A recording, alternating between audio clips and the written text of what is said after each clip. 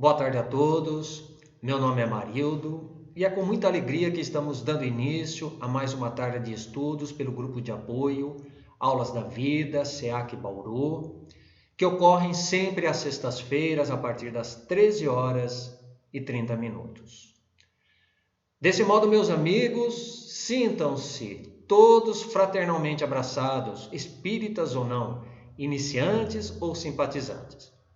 E com esta linda prece, dando assim início à preparação do nosso ambiente virtual, adentrando a cada lar. Prece essa extraída do livro A Luz da Oração, ditada pelo espírito de Meimei, Irmã de Castro Rocha, na psicografia de Francisco Cândido Xavier, possamos rogar as bênçãos e a proteção de Jesus e do Pai Maior, para que esta missão tão sublime e santificante entre pais e filhos não represente apenas um fortuito reencontro de almas, como o mundo entende, mas o reinício de uma nova e mútua etapa, rumo ao destino de nossa evolução como espíritos imortais.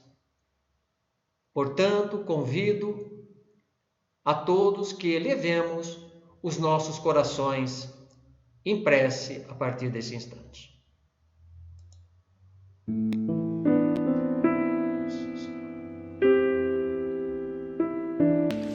Senhor, abriste-me o próprio seio e confiaste-me os filhos do teu amor. Não me deixes sozinha na estrada a percorrer. Nas horas de alegria, dá-me temperança. Nos dias de sofrimento, sê minha força. Ajuda-me a governar o coração, para que meu sentimento não mutile as asas dos anjos tenros que me deste, e adoça-me o raciocínio, para que a minha devoção afetiva não converta em severidade arrasadora. Defende-me contra o egoísmo, para que a minha ternura não transforme em prisão daqueles que asilaste em meus braços. Ensina-me a corrigir amando, para que eu não possa trair o mandato de abnegação que depuseste em meu espírito. Nos minutos difíceis, inclina-me à renúncia, com que devo iluminar o trilho daqueles que me cercam. Senhor, auxilia-me a tudo dar, sem nada receber. Mostra-me os horizontes eternos de tua graça, para que os desejos da carne não me encarcerem nas sombras. Pai, sou também tua filha. Guia-me nos caminhos escuros, a fim de que saiba conduzir ao infinito bem os promissores rebentos de tua glória.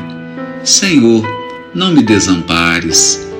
Quando a tua sabedoria exigir o depósito de bênçãos com que me adornaste a estrada por empréstimo sublime, dá-me o necessário desapego para que eu te restitua as joias vivas do meu coração, com serenidade e alegria, e quando a vida me impuser em teu nome o desprendimento e a solidão, reaquece minha alma ao calor do teu caminho celeste, para que eu venere a tua vontade para sempre. Assim seja.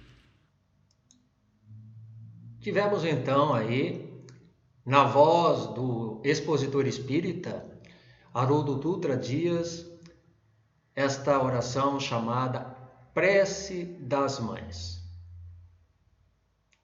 Então, dando início a este nosso encontro, podemos dizer em relação ao tema que hoje iremos discorrer nesta tarde, dizendo como é bom reencontrarmos e abraçarmos aqueles que nos são caros e que amamos profundamente, após tanto tempo de ausência do nosso convívio, não é mesmo? Ainda mais se tratando de pessoas da família. É quando bate então aquela profunda e doída saudade dos dias, meses e anos sem poder vê-los, até mesmo sem conversar. Premido, muitas das vezes pelas próprias circunstâncias da vida, que, embora necessárias, acabam criando um natural distanciamento entre pais e filhos. justamente por razões imperiosas e compromissos inadiáveis que lhes aguardam na luta do trabalho para a vossa justa subsistência, promovendo assim a sua segurança, seu bem-estar e conforto familiar. Então a gente sabe que quanto mais tempo, mais longe ficamos daquele a quem amamos da família, de um amigo que estimamos e respeitamos, o reencontro sempre é mais gostoso e prazeroso, não é mesmo? É uma felicidade. Fazemos então aquela festa. Mas não é simplesmente e tão somente desse reencontro que iremos analisar e estudar, mas também compreender um pouco da importância e finalidade do reencontro de almas. Sim, de almas, que a lei de reencarnação proporciona a cada um de nós pela simpatia e antipatia a que somos atraídos e vinculados na existência terrena. Justamente como abençoada oportunidade de reconciliação e retificação, aprendizado e crescimento fraternal. E o núcleo familiar é este precioso cadinho, o ninho doméstico, onde deveremos dissolver as velhas e viciosas mazelas, reajustando-nos para o novo porvir com elevados propósitos e sentimentos de amor, de respeito, tolerância, renúncia e gratidão, junto daqueles que outrora, ou seja, em vidas passadas, imprudentes e imaturos, acabamos ferindo nobres corações. Vertemos lágrimas ao invés de enxugá-las. Arrasamos doces esperanças com nossas atitudes equivocadas e cruéis. No livro O Consolador, o espírito de Emmanuel, pela psicografia de Francisco Cândido Xavier, aborda a enriquecedora e importante questão do fato de reaproximarmos-nos de nossos desafetos familiares quando isto ocorre, no que tange especialmente aos pais e filhos. Então, como podemos verificar aqui na obra, nas entrelinhas, diz lá: devemos, porém, considerar que toda antipatia, aparentemente a mais justa, deve morrer para dar lugar à simpatia que edifica o coração para o trabalho construtivo e legítimo da fraternidade. Mas nem todos esses reencontros entre pais e filhos no mundo, podemos assim compreender, são necessariamente almas endividadas e comprometidas pelo reajuste da expiação e provas, de sacrifícios, dores e sofrimentos. Não necessariamente. Muitas delas são espíritos amigos de conhecidas e antigas existências, que, unidas e identificadas pelo amor fraternal, retornam agora juntas ao palco terreno para reiniciarem uma nova e promissora jornada de experiências construtivas no bem, idealizando o labor de progresso rumo à sublime redenção em Cristo. Então, meus caros amigos, o lar continuará sendo sempre essa grandiosa oficina e abençoado educandário de almas, em que pais e filhos não são meros atores contracenando ou encenando uma peça artística ou teatral, mas sim de abraçarem e desenvolverem juntos as reais virtudes da bondade, da compreensão, respeito, solidariedade e justiça, como sendo inerentes ao espírito imortal. A propósito, nos afirma uma vez mais o espírito de Emmanuel, nesta mesma obra que acabamos de citar, O Consolador, questão 110, quando a pergunta é endereçada a ele: qual é a melhor escola da preparação das almas reencarnadas na Terra? A melhor escola, responde Emmanuel, ainda é o lar, onde a criatura deve receber as bases do sentimento e do caráter. Os estabelecimentos de ensino, propriamente do mundo, podem instruir, mas só o Instituto da Família pode educar. É por essa razão que a universidade poderá fazer o cidadão, mas somente o lar pode edificar o homem.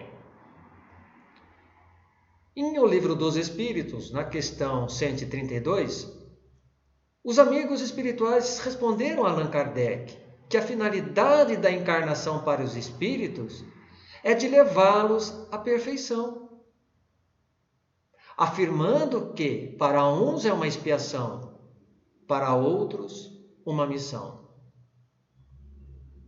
Assim sendo, é quando lemos em O Evangelho segundo o Espiritismo, no seu capítulo 4, onde aprendemos que os laços de família, eles não são destruídos pela reencarnação como muitos pensam. Pelo contrário, eles se estreitam e se fortalecem cada vez mais pela afeição, simpatia e semelhança de inclinações, formando desse modo grupos ou famílias no espaço, onde esses espíritos felizes por estarem juntos se procuram e se reúnem, prosseguindo os novos reencontros em futuras reencarnações, unidos pela mesma comunhão de pensamentos e sentimentos dentro do grupo familiar. Portanto, os laços pelo parentesco espiritual, como mesmo nos descreve Allan Kardec na codificação, em Evangelho segundo o Espiritismo, jamais se perdem, ou acabam, ou se quebram, pela errônea ideia que fazem de uma única existência ao terminar no túmulo. Eles se perpetuam para sempre, são perenes.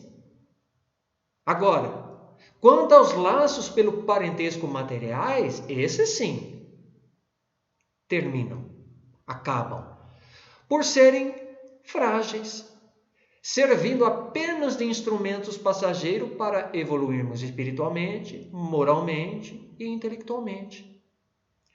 Então, tal é a questão em O Livro dos Espíritos, quando ali Allan Kardec, na de número 204, pergunta aos imortais: uma vez que temos tido várias existências, o parentesco remonta além da nossa existência atual? Assim responderam os amigos: não poderia ser de outra forma. A sucessão das existências corporais estabelece entre os espíritos laços que remontam a existências anteriores. Daí, muitas vezes, decorrem as causas da simpatia entre vós e alguns espíritos que vos parecem estranhos. Então, a resposta dos amigos espirituais, vejam bem, não poderiam ser mais objetiva e clara, demonstrando que a pluralidade das existências, proporcionado pela parentela corporal, nos dá a resolução e o entendimento acerca desse reencontro de pais e filhos, cuja afinidade e inclinações de caráter se equivalem e se identificam um com o outro. Doutras vezes, percebemos um antagonismo acirrado entre os mesmos, cujas ideias e ideais são totalmente opostos. Por essa razão, notamos que alguns pais acabam certamente dando uma maior cota, de carinho, de atenção e consideração em relação a outros filhos. Isso não é porque deixaram de amá-los, não, mas esta aproximação e acompliciamento, né, que se estabelece de um para o outro de forma diferenciada e mais intensa, somente se explica pela lei de afinidade e atração, ou de repulsão, por meio de nossas energias magnéticas que exteriorizamos através do nosso campo áurico, ou seja, de nossa aura. Daí o porquê de alguns pais não entenderem quando exclamam indignados e decepcionados. Oh, meu Deus, onde foi que eu errei? Esse filho que só me dá problemas, esta filha que só me dá dor de cabeça. Sempre ofereci a mesma educação para eles. Nunca nos entendemos, é tão diferente da irmã, é tão diferente do irmão. Quantas vezes encontramos lares atribulados neste sentido, não é mesmo? Até mesmo atribuindo aquele provérbio popular, a ele a ovelha negra da família. E às vezes é aquele filho rebelde, né? insatisfeito, melhor dizendo, que diz em relação a seu pai: ah, mas com esse coroa, com esse velho, não tem conversa. Ele não liga para mim, ele só dá ouvidos para o meu irmão, só dá ouvidos para minha irmã.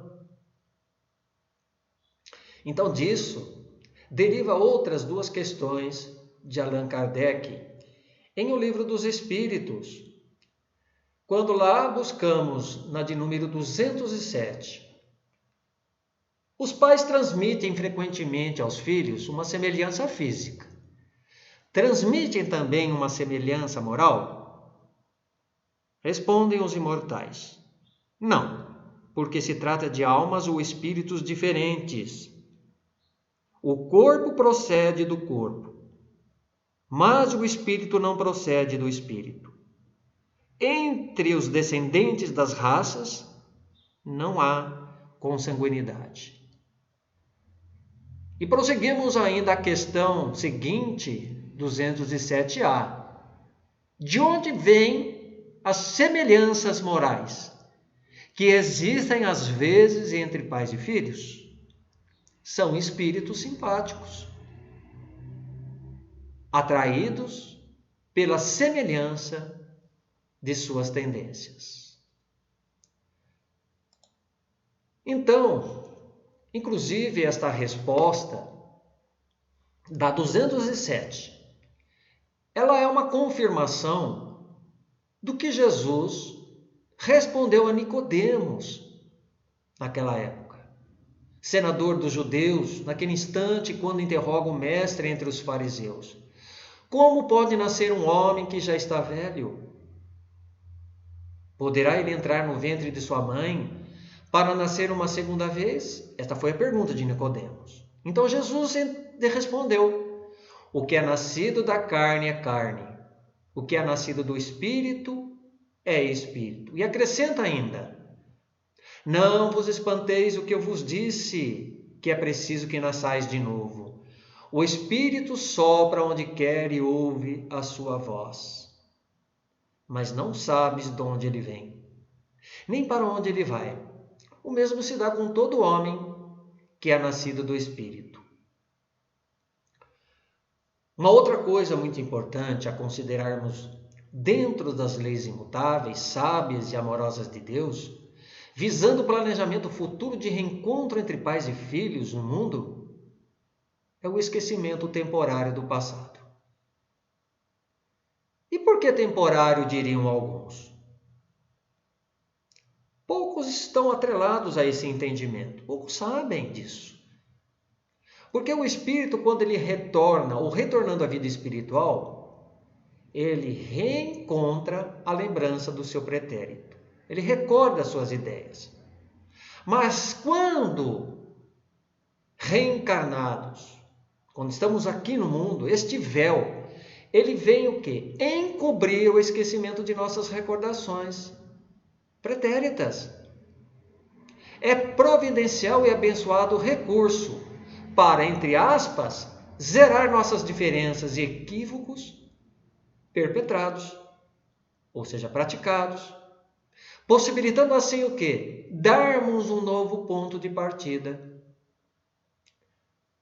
Então, Allan Kardec, no capítulo 5 do Evangelho segundo o Espiritismo, ele nos ensina que a lembrança do passado, ele traria inconvenientes muito graves. Em certos casos, poderia nos humilhar estranhamente, ou então exaltar o nosso orgulho, e por isso mesmo dificultar o exercício do nosso livre-arbítrio. Então, de qualquer maneira, meus amigos, a recordação de vidas anteriores, no meio em que nós estamos ali mergulhados, entre os mesmos membros, traria perturbações inevitáveis às relações sociais. Vejamos também um outro aspecto que a doutrina espírita nos expõe soberanamente. Vamos entender assim, o que aconteceria se reconhecêssemos num filho ou nos pais, aquelas pessoas a quem prejudicamos e odiamos, que expoliamos e matamos noutras vidas, que perseguimos com os nossos falsos testemunhos e injúrias. Não é? Então, certamente a convivência se tornaria insuportável, vendo seu inimigo novamente diante de si. Então, transformaria o relacionamento no inferno, podendo até mesmo se repetir os erros anteriores. Portanto, quando sentimos e nutrimos uma sensação de repulsa ou de atração, de amor ou ódio, de afeto ou indiferença, de carinho ou desprezo em relação aos pais, filhos e irmãos, sem que haja, a princípio, uma explicação plausível e justa, tomamos isto como uma espécie de intuição. Exatamente, uma espécie de intuição que emerge de nosso estado consciencial, que a maneira de um espesso nevoeiro não nos permite enxergar o horizonte. É o que nós encontramos na questão 218 do Livro dos Espíritos. Pergunta Kardec: o espírito encarnado conserva algum traço das percepções que teve, dos conhecimentos que adquiriu nas existências anteriores? A resposta é: guarda uma vaga lembrança que lhe dá o que se chama de ideias inatas. Então, a importância de reencontro entre pais e filhos se traduz justamente pelos valores positivos da educação e da exemplificação que se formam a partir do lar. Relacionar-se é se reencontrar, dar uma nova chance, recuperando o tempo perdido que talvez tenhamos falhado ou negligenciado na qualidade de pais. Portanto, brinque mais com os vossos filhos. Dê mais atenção e valor sobre aquilo que ele julga importante para si. Elogie algo de bom que tenha feito ou aprendido. Procure entender e instruir sem fazer julgamentos ou críticas destrutivas. Veja quanta coisa importante que podemos reconstruir na relação pais-filhos. Mais ainda, converse olhando nos olhos quando ela estiver falando e quando você falar. Pergunte como foi o seu dia na escola e sua relação junto dos amiguinhos, dos coleguinhas. Seja sincero para que eles aprendam a ser sincero, honesto para ser honesto. Ajude a resolver algum problema que esteja encontrando, sem, contudo, fazer por ele o que lhe compete realizar.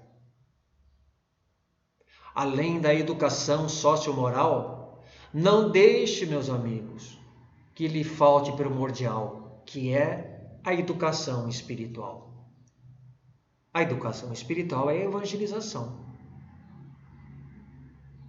Desse modo, quando anotamos e valoramos essas regras basilares como inestimáveis tesouros ante aqueles a quem tanto amamos e protegemos, não somente estaremos moldando e patrocinando nossos tutelados a serem homens de bem hoje e no amanhã, não somente, como também poderemos desfrutar da consciência tranquila do dever realizado, junto desses espíritos que nos foram confiados como filhos pela providência divina. Contudo, para que não fracassemos ou deserdemos dos oportunos e sagrados compromissos de reencontro entre pais e filhos, que se fazem imprescindíveis às nossas experiências comum de iluminação e aprendizado mútuo, temos ou vamos encontrar naquela advertência do apóstolo Paulo em sua carta aos Efésios, que lá diz, no capítulo 5, versículo 4: E vós, pais, não provoqueis a ira vossos filhos, mas criai-os na doutrina e nas instruções do Senhor. Quero também, desse modo, compartilhar com todos vocês que nos assistem uma pequena, mas singular e real história de vida, por parte de um filho junto de seus pais. Trata-se aqui de um grande amigo meu, pessoa bastante simples, humilde, trabalhadora e honesta. Então, numa semana retrasada, após um bom tempo sem vê-lo, já fazia muito tempo, eu acabei entrando em contato com ele, pedindo para que ele fizesse uma pequena reforma na minha casa, viesse fazer um orçamento. Aí conversa vai, conversa vem. O assunto acabou sendo centrado na sua vida particular. Embora já sabemos que ele já havia se casado há mais ou menos 4 anos, morando inclusive longe de seus pais, no final da conversa ele me revelou o seguinte: Ô Marildo, olha, eu voltei para a casa dos meus pais. Bem, na verdade eu acabei construindo uma casinha lá nos fundos para morar com a minha esposa e minha enteada de 10 anos. E ela me chama de pai. Sei lá, 4 anos juntos deve ter pegado amor na gente. E sabemos, meus amigos, que esse pegado, entre aspas, por força da expressão, é justamente o quê? O carinho, a confiança, o apreço, a consideração e o respeito que a menina encontrou e depositou nele. Isso acontece com todos que assim têm um filho, uma enteada de coração. Então isso me emocionou no momento em que ele contou. Mas não parou por aí a conversa, a história dele. E como um caprichoso pedreiro e pintor que eu já conheço, ele fez esta casinha de fundos junto de seus pais com um objetivo ainda maior e mais nobre, que era o quê? Cuidar de seus pais. Então sua justificativa foi a seguinte, e muito surpreendente para mim. Olha, morando aqui de fundos, dizendo ele, né? Eu tenho melhores condições para cuidar de meus pais, que não estão muito bem de saúde.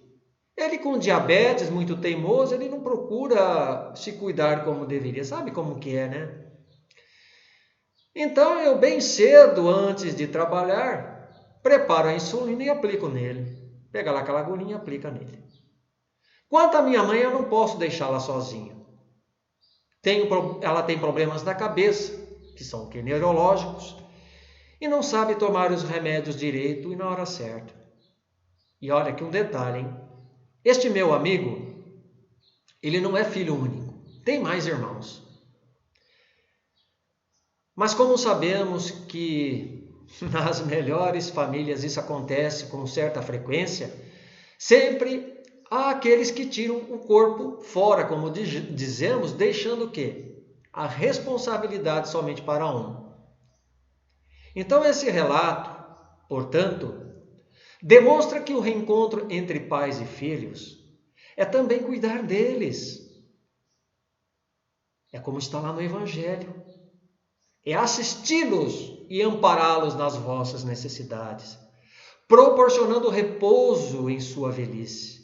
Afinal, se formos ver, quantas noites acordadas tiveram nossos pais para velar pelo nosso sono.